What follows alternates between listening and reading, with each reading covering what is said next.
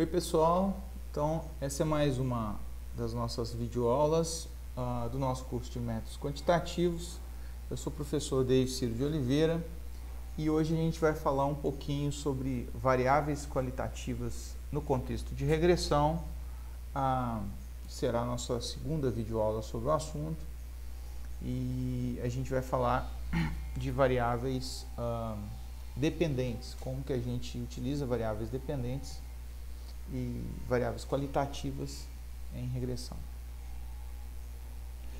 Basicamente o roteiro que a gente vai abordar na nossa videoaula, a gente vai revisar o conceito do que é uma variável qualitativa.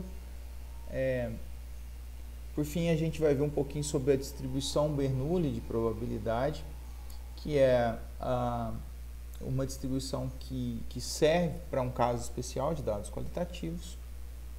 É sobre ela que a gente vai se apoiar para ver os modelos Logit e modelos Probit, que são modelos de regressão específicos que tratam variáveis qualitativas. E, por fim, a gente vai ver uma aplicação, uma situação prática, a ilustração de uma situação prática, onde a gente pode utilizar esse tipo de metodologia. Muito bem. O que é uma variável qualitativa, né? A gente tem alguns tipos específicos de variáveis qualitativas, mas em suma, variável qualitativa refere-se à qualidade, né? A alguma informação que não é mensurável. E dentro das variáveis qualitativas, a gente tem alguns tipos específicos. A gente tem as nominais e tem as ordinais. As nominais são qualidades que não são ordenáveis entre si. Não há possibilidade de você ordenar as classes associadas a esse tipo de variável. Enquanto as ordinais, existe uma relação de ordem entre as classes relacionadas a essa variável.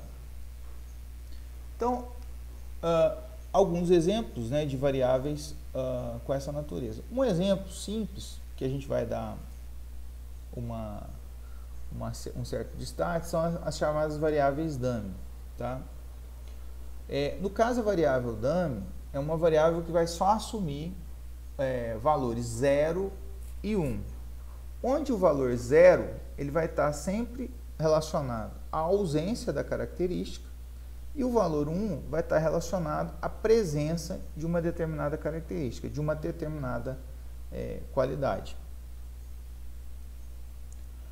Eu posso ter entre variáveis nominais, variáveis que apresentam múltiplas classes, né?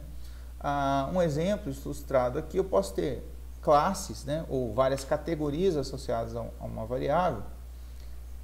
Nesse caso eu estou denotando por uma letra, A, B, C, D, várias letras e assim por diante em relação às classes que você quer mapear na sua variável.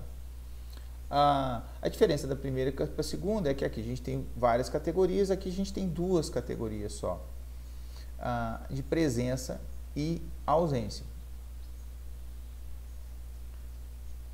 Dentre as ordinais, eu também tenho variáveis de natureza dummy, ou seja, que assumem valores 0 e 1. Também relacionadas à presença ou ausência de uma determinada característica, mas nesse caso as características ou as classes são ordenáveis. Bem como variáveis que apresentam múltiplas classes ou várias categorias. A diferença dentro das variáveis ordinais é que a gente tem que essas categorias são ordenáveis, né? Então eu tenho uma primeira classe, uma segunda classe, uma terceira classe, que tem uma relação de ordem entre elas. Para a gente ilustrar alguns exemplos, né, vamos apresentar alguns exemplos de cada uma. Então, no caso primeiro de uma variável nominal com característica dummy, eu poderia citar aqui o sexo, que é uma variável muito presente em vários estudos.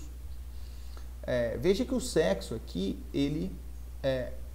primeiro, ele tem duas categorias, que é homem e mulher, dois valores associados, né, duas informações associadas a essa variável. Elas não são mensuradas, elas não são ordenáveis no sentido que uma classe prevalece sobre a outra, tá? E eu posso modelar essa variável ou descrever essa variável em uma forma dummy, onde eu só armazene a presença ou a ausência de uma característica, nesse caso, ou a escolher homem ou mulher. Então eu poderia associar a cada número uma dessas classes, né? Ao 0 eu associo o homem e ao 1 associo a mulher, ou vice-versa. Um exemplo de uma variável nominal onde apareça, né, a ideia de várias categorias é um candidato. Numa eleição, a gente pode optar por vários candidatos numa eleição. Portanto, o nosso voto será uma variável nominal, né, com múltiplas classes, porque elas estão associadas aos múltiplos candidatos existentes. Ou seja, o candidato que você vai votar, ele pode ser o candidato A, candidato B, candidato C e assim por diante, fixado o número de candidatos que você tem. Uma coisa interessante é que ela é nominal porque não há uma relação de ordem entre os candidatos. Não podemos dizer, né, que um candidato é mais ou menos do que outro, a priori, só pela definição da variável. Uma situação ordinal, né, onde eu tenha uma situação dummy, é qualquer variável que tenha só dois valores possíveis, né, e que esses valores tenham uma relação de ordem entre eles. Então, um exemplo aqui, ó, eu poderia mapear as reações adversas de uma vacina, né, em duas situações: reação adversa leve ou reação adversa grave. Perceba que existe uma relação de ordem. O grave, ele é mais importante, ele é mais evidente, ele tem uma relação de superioridade em relação ao leve. Embora a gente não mensure o quanto que esta relação, né, o quão mais a relação grave mas a gente sabe que existe essa prevalência. Esse seria um exemplo de uma variável ordinal de característica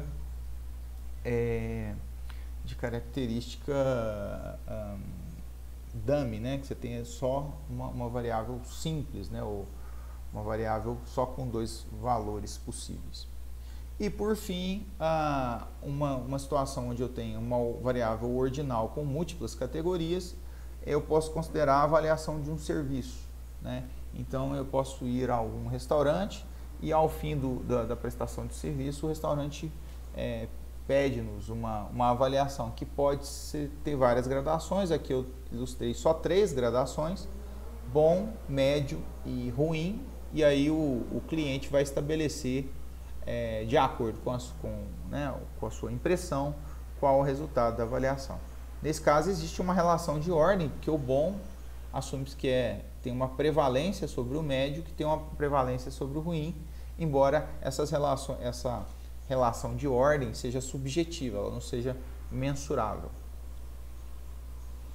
A gente vai trabalhar nos modelos aqui só com modelos de variáveis dummy, ou seja, variáveis com características só de presença ou ausência de uma determinada característica associada. Então, a gente vai restringir, embora existam modelos de regressão que tratem os outros tipos de variável, mas a gente não vai abordar no nosso curso.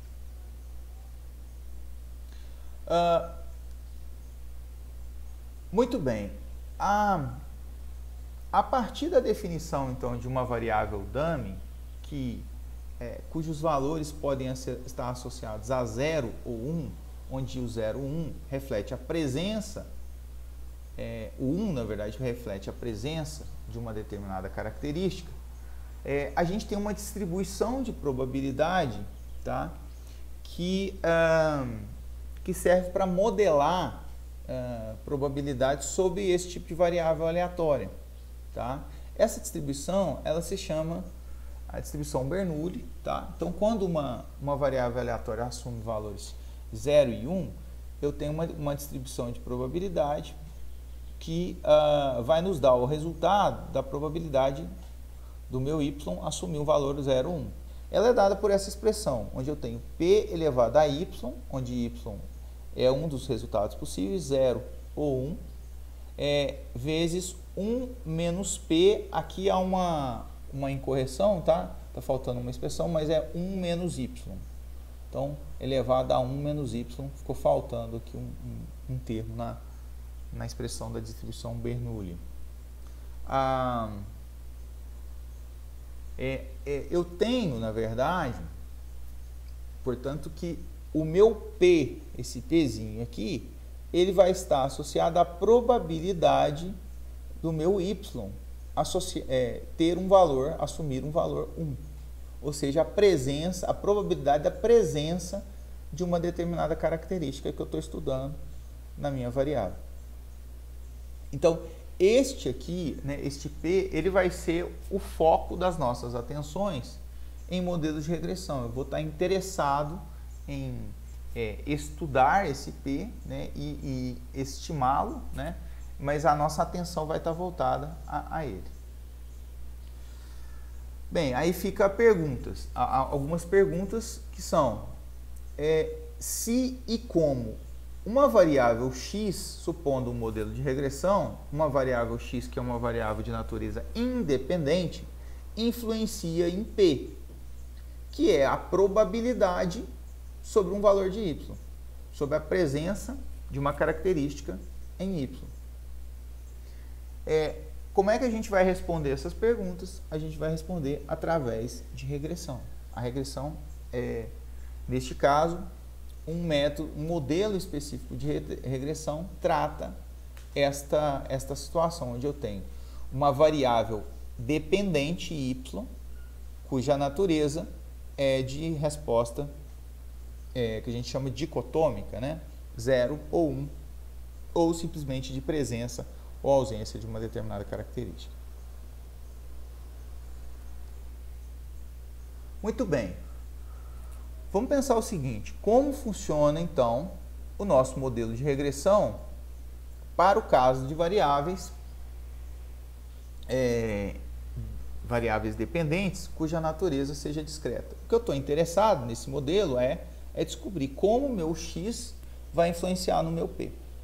Para tanto, eu vou ter dois tipos de modelo que a gente vai começar a conversar sobre eles agora, que é o modelo Logit e o modelo Probit. Existem outros modelos, tá? Mas a gente vai restringir nossos estudos a esses, que são modelos também de ampla utilização. Existem modelos mais gerais, mas a gente vai abordar só esses dois, que são os mais simples. Muito bem, então eu tenho a probabilidade P, que o Pzinho, né, que vai descrever a probabilidade do y assumir o valor 1. Perceba que, a depender da variável, o y assumir o valor 1 significa que eu encontrei, para aquele determinado indivíduo da população, que uma característica, seja homem ou mulher, no caso de variável sexo, seja leve ou grave, no caso de uma variável reação à vacina.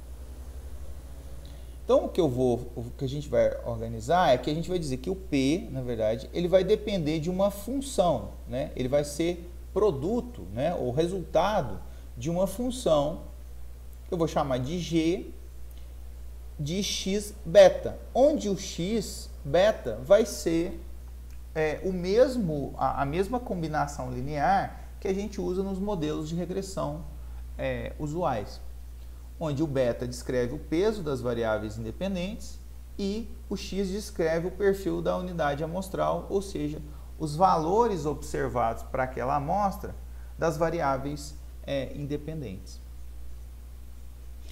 Essa aqui é uma operação matricial, né? Eu posso ter mais de uma variável que vai ser descrita por essa operação matricial. Só que eu tenho uma peculiaridade, que é o seguinte: por que eu uso essa função g? Porque se a gente se atentar, o x-beta aqui, ele assume valores irrestritos. Ou seja, se a gente utilizar valores para o x e para o beta aqui de maneira completamente ao acaso ou irrestrita, a gente vai obter valores que variam de menos infinito a mais infinito. Serão possíveis aqui, seriam observados. Só que como eu quero modelar um parâmetro que é uma probabilidade tem que estar restrita entre os valores 0 e 1. Para que esse modelo seja utilizado aqui, então eu tenho que fazer com que essa G tenha duas características. Uma primeira delas é que a G tenha valores entre 0 e 1. Então ela esteja delimitada entre 0 e 1. O resultado dessa função G tem que estar entre 0 e 1. A segunda condicionante é que ela seja... Aqui novamente há uma incorreção, que ela não pode ser... ela na verdade é não decrescente, tá? Não decrescente, ao invés de ser crescente. Mas essa característica é porque, na verdade, o meu x aqui ele vai funcionar como sendo um argumento aqui que vai refletir na intensidade da minha probabilidade. No caso, a intensidade no valor mais alto de probabilidade ou mais baixo de probabilidade, a depender do perfil amostral que eu estou trabalhando. A gente vai considerar dois casos, duas funções, que vão dar nome, inclusive, para os nossos modelos, né? Duas funções G. Essa função G ela pode ser qualquer função que tenha essas duas características. De novo, primeiro, que o valor gerado pela função G esteja entre 0 e 1 e que ela seja não decrescente. Tá? Duas funções que a gente vai referenciar aqui, as funções logística e a função de probabilidade acumulada na normal, que elas respeitam essas duas propriedades, tá? E a gente vai utilizar elas aqui. No caso, a função logística vai gerar, né, um modelo logit de regressão, e a função de probabilidade acumulada na normal, que é associada à distribuição de z, da variável z, que é a normal padronizada, ela vai gerar o modelo probit, tá, de probabilidade. Bem, como é que funciona então, como é que é essa função, né? Qual que é o valor específico dela? Então aqui, ó, eu estou ilustrando um eixo aqui que está associado aos valores possíveis de x-beta. Como essa aqui é uma operação matricial, mas o resultado dela é um único valor, tá? É um valor só para cada linha, obviamente de x, eu vou ter um valor associado a essa operação. Então eu vou ter um eixo aqui que vai representar esses valores possíveis, né, que pode ser de menos infinito a mais infinito. E aqui eu vou ter um eixo que vai estar associado ao pzinho. Tá? Então a gente vai dizer que o p vai ser uma função, um ag de x-beta. No caso, a nossa função que a gente vai utilizar é a função logística, que tem essa forma. Então ela vai ser e elevado a x-beta, o valor de x-beta, dividido por 1 mais e elevado a x-beta.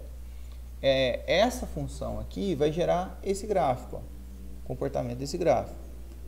Ele é um gráfico que é não decrescente, ou seja, ele pode estacionar, mas ele nunca pode descer, né, decrescer. E ele vai estar limitado entre os valores de 0 e 1. A gente vê aqui os limites, isso pode ser calculado, o limite quando o x-beta tende a mais infinito ou menos infinito, a gente vai ver que os valores vão tender a 1 e a 0 respectivamente.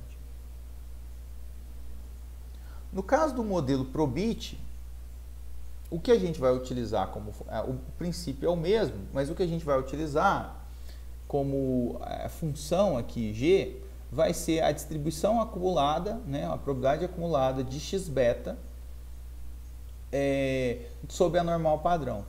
Tá? Então, se a gente se lembrar, a distribuição normal é uma distribuição normal padrão, tem uma média em 0, tá? E ela tem um comportamento simétrico, que tem uma função específica. Essa área em verde representa a probabilidade de, dado um x-beta qualquer aqui, ó, a probabilidade de observar um valor nessa distribuição menor do que x beta, que está ilustrado aqui, ó. Esta é a acumulada da normal padrão. E esta função que a gente vai usar como a g. Se a gente observar, é claro que aqui está a função densidade, tá? Só para ilustrar, essa aqui é a função densidade que gera a função acumulada. Eu teria que calcular uma integral a partir dela. Mas ela vai gerar um comportamento que é o comportamento que a gente exige, que as funções, a função tem que ser não decrescente e, além disso, o intervalo tem que variar entre 0 e 1, né, os valores possíveis da minha g tem que variar entre 0 e 1, o que é razoável, porque isso aqui até inclusive é uma probabilidade. Então, esses dois tipos de modelos que a gente vai tratar aqui. Bem, um ponto que é importante a gente ressaltar aqui é como que a gente vai calcular a chamada influência marginal em modelos logit e probit. O que é a influência marginal? Que já foi discutida no contexto de regressão. Na verdade, a influência marginal, ela fala, né, ou orienta sobre a variação, o que acontece se eu fizer a variação de uma unidade de xi e o que vai acontecer com a variação em y. Ou seja, se eu mudo os valores de x, né, ou faço uma variação dos valores de x, o que vai acontecer com a nossa variável y? No nosso caso, a variável y, a gente não vai trabalhar com a variável y, mas vai trabalhar com o p, que é a probabilidade do y assumir um valor 1. Então, a nossa influência marginal está relacionada ao pzinho. No nosso caso, então, vai ser a derivada de y em relação a xi, no nosso caso de pzinho, tá? Em relação a xi, da probabilidade do y assumir um valor 1. E, portanto, eu vou ter que o meu pzinho, aqui ficou uma incoerência de notação, porque aqui é pzinho e aqui é pzinho. Eu terei que a minha derivada do meu pzinho em relação ao xi, que apresenta a influência marginal, ela vai ser calculada, né? Como eu tenho que o pzinho é igual a nossa g de x beta, que é utilizando as variáveis independentes, né, e os pesos beta associados ao modelo, vai ser a derivada dessa função em relação a xi. Se a gente aplicar a regra da cadeia aqui, né, que a gente vê em cálculo, a gente vai ter como resultado que aqui eu tenho duas funções, né, eu estou derivando em relação ao xi. Então, eu tenho derivado da função mais externa, né, que seria a derivada de g de x beta em relação a x beta, né, que é o argumento aqui de dentro, vezes a derivada de x beta em relação a xi. Resolvendo essas duas derivadas, na verdade só a segunda, né, eu vou ter que, para um modelo qualquer, a influência marginal sobre um modelo qualquer com variáveis de natureza dummy, vai ser a derivada de g x beta em relação a x beta vezes beta i, que é a derivada aqui, considerando o produto das variáveis dependentes pelos a soma, né, a combinação linear, utilizando as variáveis independentes e os respectivos pesos. Para o caso do modelo logit, o resultado, né, se a gente derivar a nossa g sobre o modelo probit, a gente vai ter que o resultado vai ser e elevado a x beta sobre 1 mais e elevado a x beta elevado ao quadrado, vezes o beta i, que estava aqui, esse primeiro termo. E no caso do modelo probit, se eu fizer o mesmo cálculo, eu vou ter que a influência marginal será a densidade, tá, da normal, a função densidade da normal padrão aplicada ao x beta vezes beta i.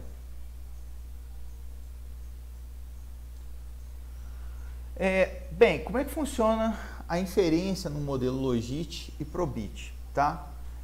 A gente não vai discutir sobre os métodos em si, mas a gente vai falar, pelo menos vai citar aqui quais os métodos são utilizados. Se tratando de estimação, antes a gente utilizava o estimador de mínimos quadrados ordinários, tá? Vai haver uma extensão desse método de estimação, por conta de algumas particularidades do modelo. A gente vai aplicar o método de mínimos quadrados generalizados, tá? São todos métodos que estão implementados nos softwares e que estão disponíveis para aplicação, para utilização. No caso de teste de hipótese, a gente vai ter alguns testes, o teste de Wald e o teste sobre distribuição Z, que são testes análogos ao que a gente faz na análise de variância e ao T-Student, tá? São testes que são construídos, teste de razão de verossimilhança, e vão ser análogas. As interpretações, principalmente dos testes de hipótese, serão análogas às que a gente vê na análise de variância e no teste T, aplicado no contexto de regressão. A construção de intervalos de confiança, principalmente para os beta-is, que são os pesos associados a cada uma das variáveis, e para a proporção, para o P, que seria a probabilidade do y assumir o valor 1, em interpretação eles são análogos ao cálculo de proporção, que geralmente é visto em disciplinas de estatística básica, tá? Então, quando a gente propõe um intervalo de confiança para proporção em estatística básica, o método é o mesmo que é utilizado aqui. Todos eles, a gente não vai ver os métodos, não vamos ver o desenvolvimento dos métodos. Aqui a gente vai ver só a sua aplicação, tá? E a interpretação. Bem, vamos fazer um exemplo. A gente vai considerar um exemplo aqui, ilustrativo, que é o seguinte. Considera um estudo hipotético sobre a probabilidade de óbito por Covid. Então, na verdade, eu tenho uma variável que é inicialmente qualitativa, que afere se o indivíduo, se um paciente morreu ou não morreu, ou seja, evoluiu a óbito ou não teve o óbito observado. A gente vai dizer que o óbito, vai ser mapeado pelo valor 1 da variável y, ou seja, se y é igual a 1, o indivíduo morreu, y é igual a 0, o indivíduo sobreviveu. Só que a gente vai estudar a taxa de óbito, a probabilidade de óbito, em função do perfil do paciente. O que se subentende perfil do paciente? A gente vai dizer a idade, vai assumir que a idade, e o IMC é um índice de massa corporal que mede o grau de obesidade do indivíduo, o quanto que ele está acima ou abaixo de um peso referência ideal. Então a gente vai, com base nessas duas informações, tentar o modelo, o estudo por si só, vai obter a relação entre essas variáveis explicativas e a probabilidade do indivíduo evoluir a óbito, mapeado pela probabilidade de y ser igual a 1. Então, o que é feito, a gente tem uma população de indivíduos e sobre uma amostra vai aferir, ou sobre uma amostra, a gente não tem condição de avaliar todos os indivíduos de uma determinada população, sobre uma determinada amostra de pacientes, a gente vai extrair os dados relacionados, que seriam se o paciente sobreviveu ou não, descritos por 1, 0, 1, 0. Então, nesse caso aqui, o primeiro indivíduo faleceu, foi a óbito, o segundo não, e assim por diante. E nas respectivas colunas aqui, X1 e X2, eu teria a idade desse primeiro paciente que morreu, 70 anos de idade, e o índice de IMC, 31. No segundo caso, o indivíduo não morreu, eu teria a idade do paciente, 35 anos, e o índice, o IMC, 22.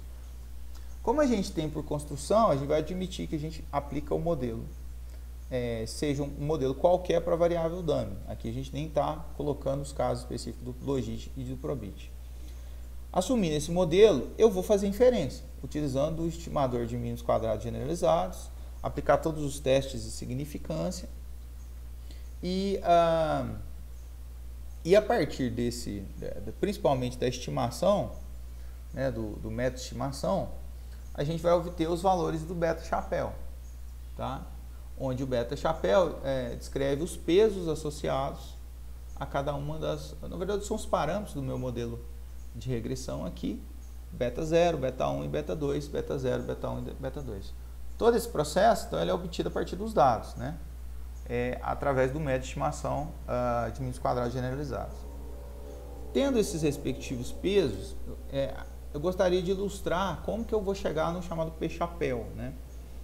Para o caso, vamos considerar inicialmente o modelo Logit, que é o primeiro caso, o primeiro tipo de modelo.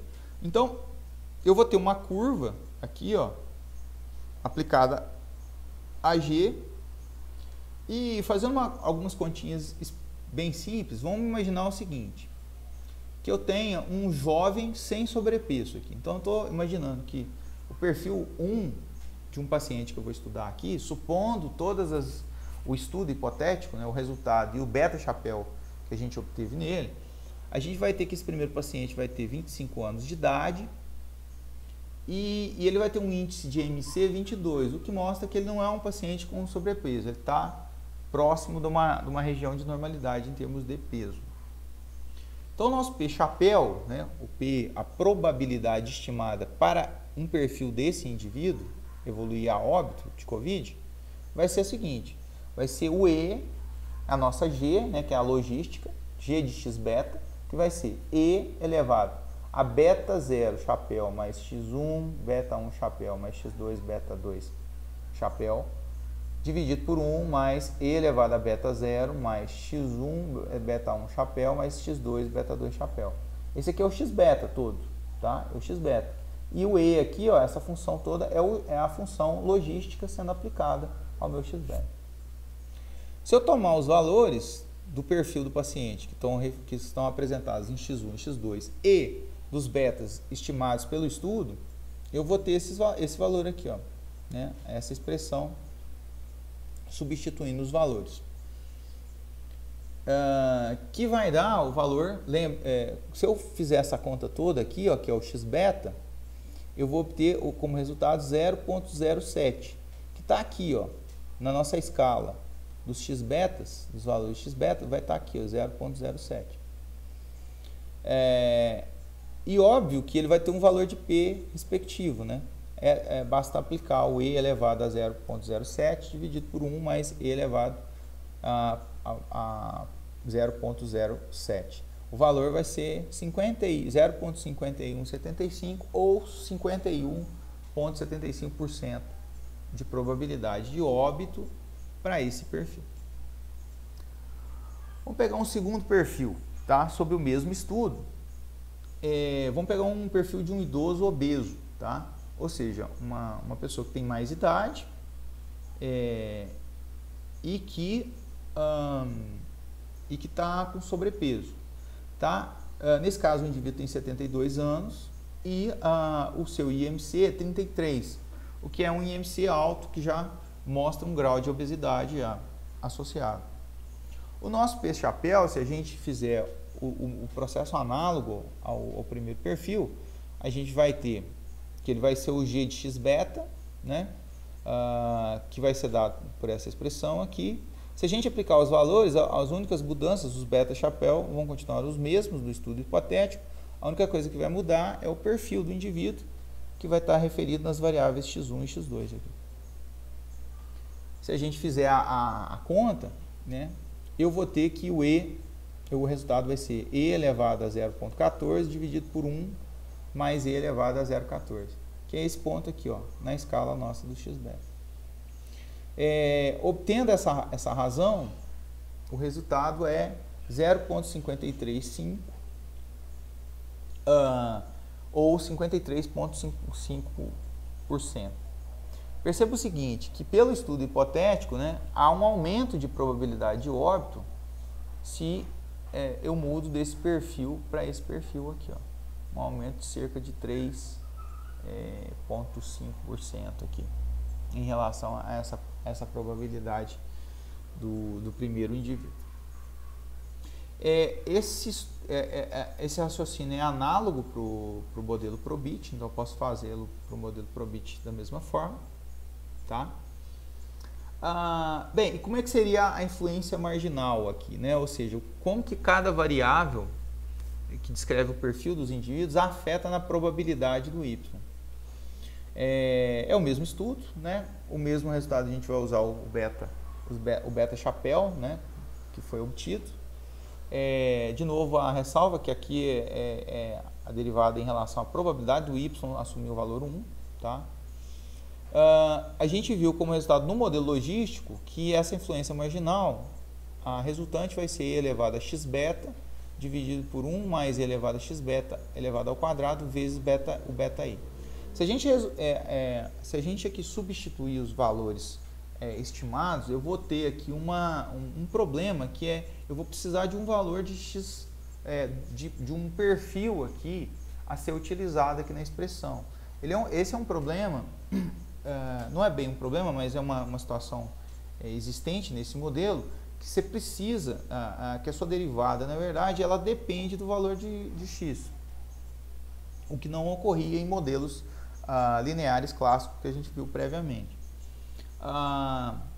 O que a gente faz aqui, o que os modelos, o que os softwares utilizam, é utilizar o valor da média das variáveis independentes. No caso, eu estou denotando como sendo x beta barra aqui, vezes o beta chapéu estimado, vezes o beta i associado a cada uma das variáveis.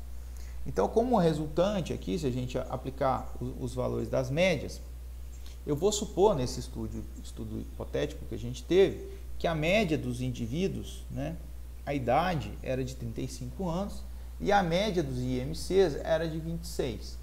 Portanto, se eu calcular aqui a expressão x beta chapéu, vai ser igual a o beta 0 mais o x1 beta 1 chapéu mais o x2, né, a média, vezes beta 2 chapéu. O valor vai dar 0,0875, né? Portanto, esse valor vai ser substituído aqui, ó.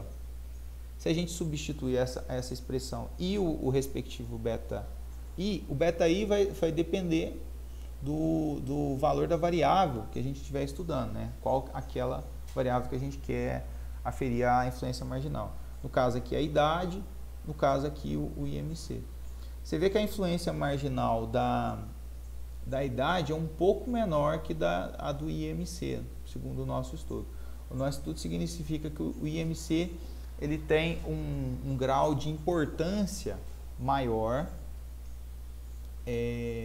de influência maior sobre o valor de P. Tá? Bem, vamos ver uma outra aplicação, aqui uma aplicação mais voltada a uma área financeira. Eu vou considerar aqui um estudo hipotético de um banco, tá? E eles tentam identificar a influência do perfil do correntista que obteve um empréstimo, tá? Nesse caso, o perfil do correntista vai ser descrito como 3 variáveis. A primeira, a idade, a segunda, a renda, e a terceira, se o empréstimo que ele obteve foi consignado ou não. Então, eu quero saber se a partir dessas 3 variáveis, né, essas 3 informações do correntista, eu consigo predizer, né, sobre a inadimplência desse indivíduo no futuro. Aqui a gente vai considerar a variável inadimplência, ou inadimplente ou adimplente, tá? E o inadimplente vai ser equivalente a 1, ou seja, o indivíduo vai ficar devendo, e o adimplente, o indivíduo não vai pagar a sua respectiva dívida, tá? A gente está interessado na probabilidade de inadimplência, então vai ser o nosso Pzinho vai estar relacionado à inadimplência. É o mesmo estudo, a gente tem uma população de potenciais clientes no mundo, né? Só que a gente tem uma amostra, tá? Nesse caso a gente vai considerar que a nossa amostra são os correntistas atuais do banco que tiveram um empréstimo, né, aprovado, e a situação deles em relação à questão de serem adimplentes ou inadimplentes. Isso vai ajudar, porque isso vai me dar um ferramental, né? Esse estudo, ele vai me dar uma ferramenta para se eu concedo ou não um empréstimo a um indivíduo futuro que requisitar, um novo cliente do banco que requisitar um empréstimo. A partir da nossa amostra, que seriam os correntistas do banco, eu vou ter as situações de cada um deles. Nesse caso, o primeiro correntista está informado na primeira linha. Então, nesse caso, o primeiro indivíduo está inadimplente, ele tem 25 anos de idade, a sua renda é de 5 salários mínimos, tá? A unidade que a gente vai utilizar aqui em salários mínimos. E uma observação importante é que a variável X3, ela é uma variável dummy, né? É uma variável qualitativa, é se o empréstimo foi ou não consignado. Então, a gente já viu, né, a forma de trabalhar com esse tipo de variável e incluir ela no modelo. Nesse caso, mapeando simplesmente a presença da característica consignado ou não consignado na variável. Aqui está um exemplo de um ajuste utilizando o Gradle. Eu fiz uma simulação, óbvio, de um possível banco com 10 mil correntistas, tá, sobre um determinado modelo. E aqui está o resultado apresentado pelo Gradle, né, a parte de inferência. Alguns detalhes, tá? Primeiro, o teste de razão de verossimilhança, que é apresentado pelo teste WOD. A gente pode observar que aqui, ó, tem o p-valor associado à aplicação desse teste. A interpretação do teste é análoga à da variância, ou seja, existe ao menos uma das variáveis que influencia na probabilidade de inadimplência de um correntista. Tá? O segundo item aqui apresenta a parte do teste Z, ou seja, sobre a significância de cada uma das variáveis. Lembre-se que temos a idade, temos a renda, e nesse caso eu usei um modelo com intercepto, no qual esse modelo vai apresentar só a variável consignado aqui, tá? Aqui só tem a presença do consignado com a dummy igual a 2. Aqui todos eles deram significativo, se a gente observar por p-valor associado, todos deram significativo, ou seja, todas as variáveis influenciam individualmente em P, né, na probabilidade de inadimplência.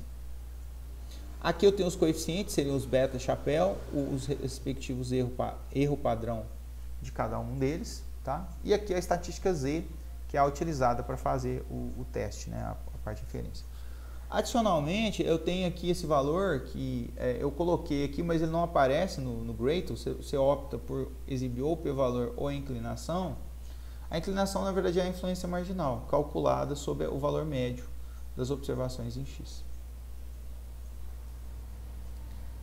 Que é justamente isso, né, que eu acabei de comentar. A influência marginal é apresentada, mas, de novo, ela precisa ser escolhida na hora de manipular o software.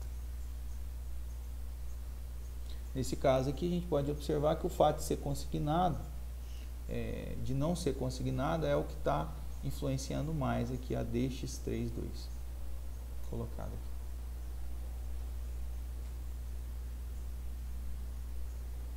Bem, algumas observações finais.